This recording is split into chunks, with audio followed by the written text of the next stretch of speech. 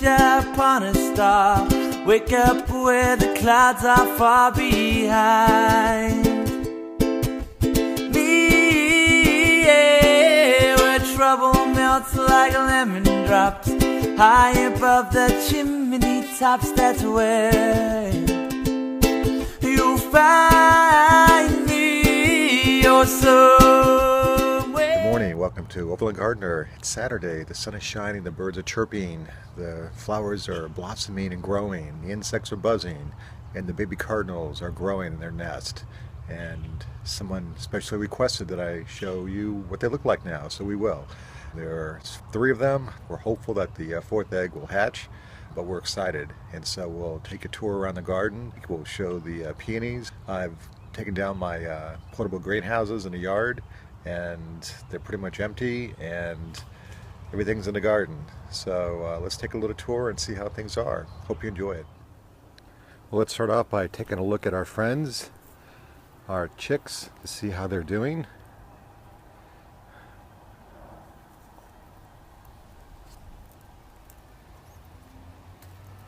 So you can see they're doing great, but right in the bottom is still 1 egg that hasn't hatched. And that was one of the bigger eggs too.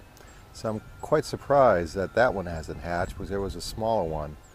But looks like the 3 are hungry. Yeah, they're probably saying, "You're not my mom or dad. What you doing around here?"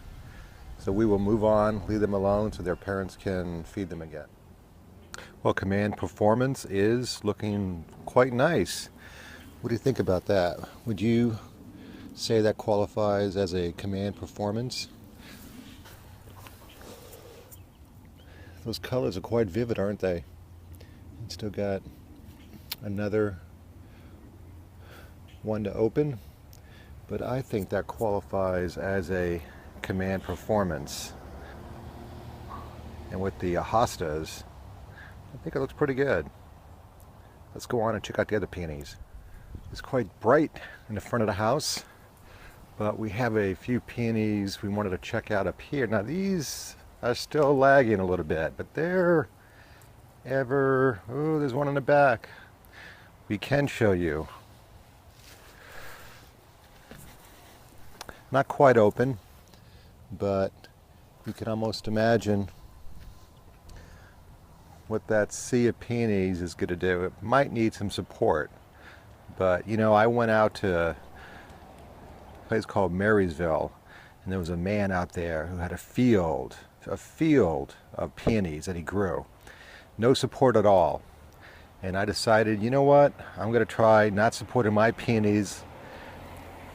And they have gotten stronger over the years, and they really, even with the blooms opening up, they don't need support. So we'll see if this year the same happens, but that's wonderful, isn't it?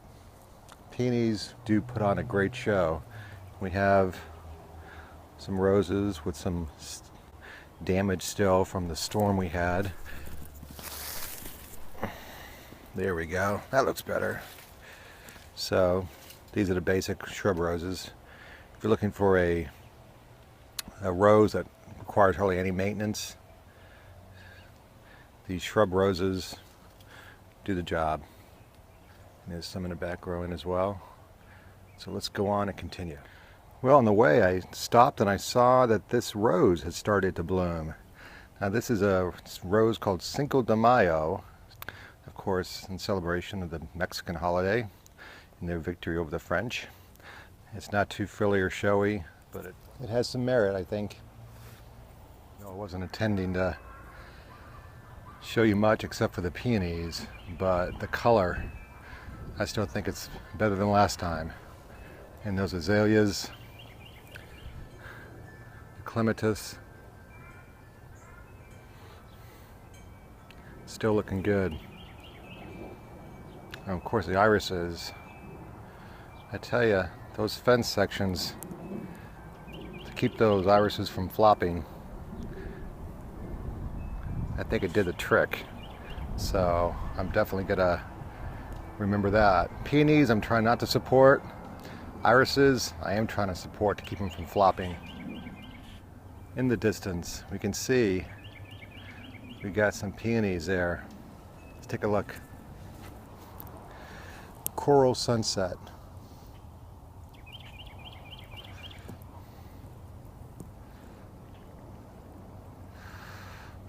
Yep, I think its name is accurate.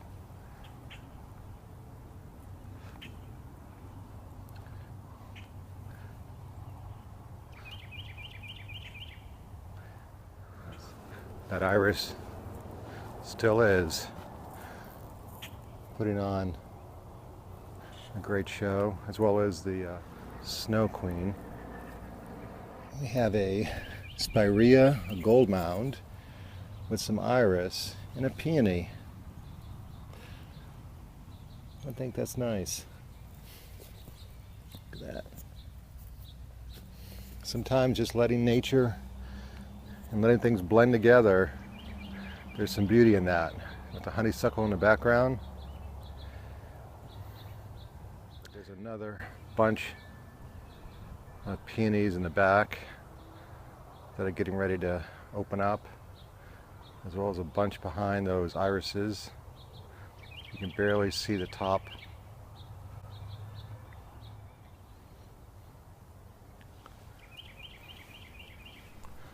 Birds love it, huh?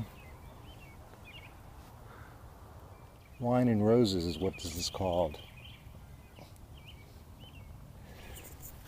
Gilia. Wine and roses next to honeysuckle.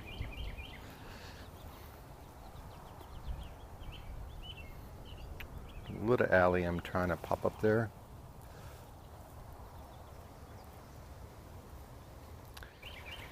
Here is red grace. Now there is one part that's flopping there. We'll cut that and bring it in the house. But I think red grace is quite accurate in its description of this peony. Wow. I love mornings like this. The wind chimes, the birds.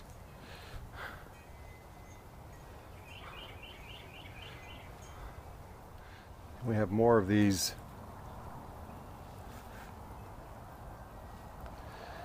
rouge cardinals, or of course other known to Americans as red cardinal. A lot more opening up.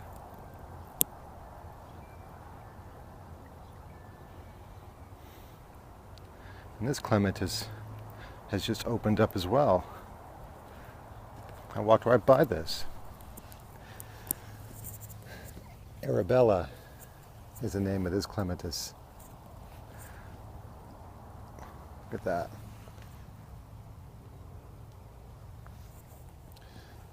And right behind it is a shrub rose, another easy care shrub rose that you can get. Sometimes they can be a problem and have some sort of witch's broom from a disease called rosetta, where you'll see a lot of different thorns that are like the DNA of the plant went wild, and at one point you'll see a cluster that reminds you of a witch's broom, and when you have that, you got to get rid of it. Potted up some boxwood basil. They'll have some architectural shape to them, but they're edible for pastas or salads. Same one on this side, and the basil bowl. So this is called Candyland. What do you think? It almost looks edible, doesn't it, huh? Like a piece of candy. And they're pointing like they should toward the sun. A garden over time, you're not sure when you plant things, you try your best, you choose what you think will work. Sometimes you're right, sometimes you're wrong. But given it time and patience, over time, things just blend together and work out really well. So, quite pleased. And so hopefully as you work in your garden, you don't give up or get discouraged when things don't go exactly according to plan. You just adapt. You just move things around. That's what I've done. A lot of these plants that you see in my garden didn't start out that way. They were moved around. So just planting and leaving, if it's not succeeding, it's okay to move it.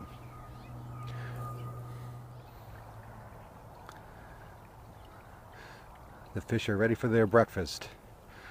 So I think I'll get to it and get to the rest of my day as well. Well guys, welcome. I wasn't expecting to come out to the veg plot today, but I had to put down some soaker hose, and I'll show you what I've done over the last couple of days.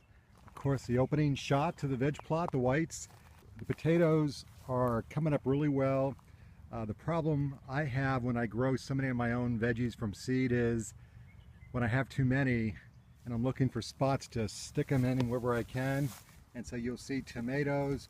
So next month these potatoes get dug up anyway, so hopefully I space these things in. I got some spaghetti squash started on either side of the blue potatoes. Same thing with some sweetie pie pumpkin starting there near the radishes. The radishes will be coming up. There is some eggplant that's getting bitten up pretty bad. And so what I've done today is I've put some cider vinegar and some water. I've done it like 10 to 1. More pumpkins going back there. I have some spaghetti squash going in. So my intent is they can go along the back of the where the straw is, and as time goes on in this bed, the kale and another tomato plant I planted next to the cabbages, which are starting to form. Look at that. I've not had much success with cabbages, but look, I'm starting to get some heads in there. And I sprayed my mustard. This is mustard that we grow. It's good for later in the season, but it's starting to take off. But it seems like the insects like this. Broccoli is coming up pretty well, spinach, and look at all that lettuce. We've got lots of lettuce coming up, and we're pretty pleased with that. And well, that's it, guys. Hope you enjoy the garden tour. Enjoy the cardinal chicks. We're looking forward to seeing them grow, and you have a great gardening week. The rainbow